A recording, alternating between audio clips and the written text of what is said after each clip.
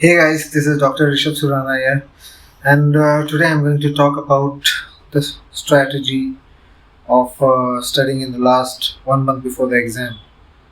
Like what you should do and how you should do it before 1 month of exam. And mostly it is very subjective and it should be customized as per your own needs.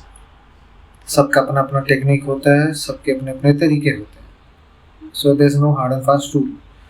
What I did and what I could have done, I'll be sharing that.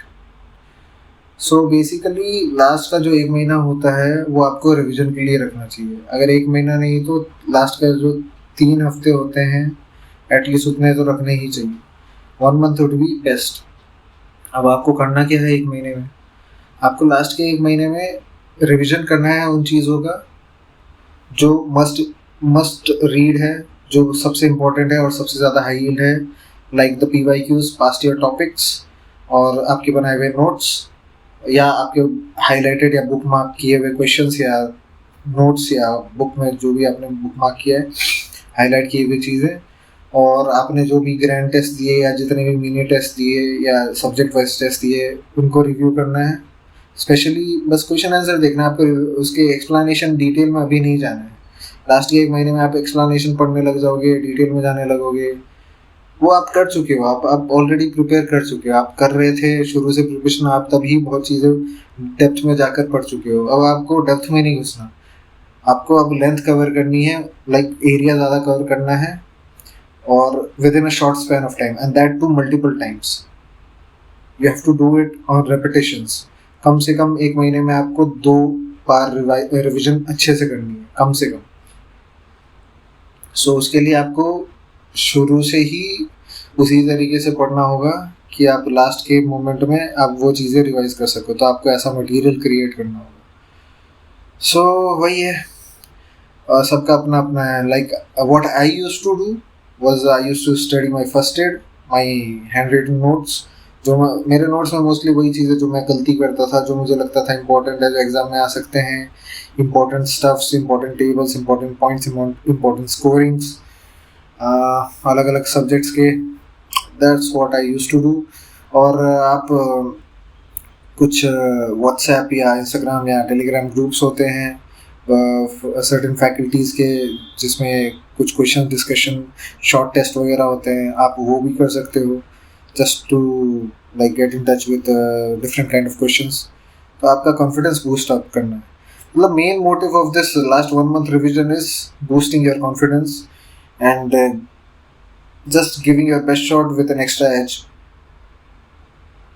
The last month helps you gain an extra edge over others.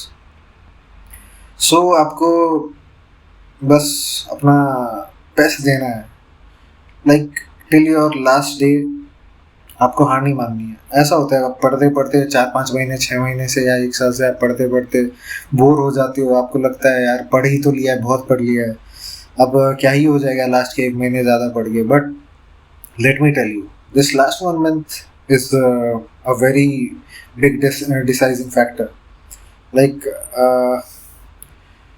It can make it or break it. So आपको करना ही पड़ेगा, अच्छे से revision करना पड़ेगा. और please please please must know चीज़ें, high yield चीज़ें गलती नहीं करनी है, उन्हें अच्छे से रिवीजन करना है और एग्ज़ाम में भी अच्छे से रिप्रोड्यूस करना है. यू शुडंट बी कंफ्यूज नहीं होना है.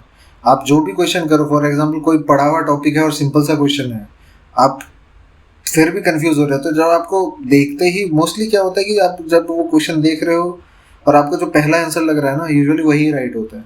Usually if that topic is known to you.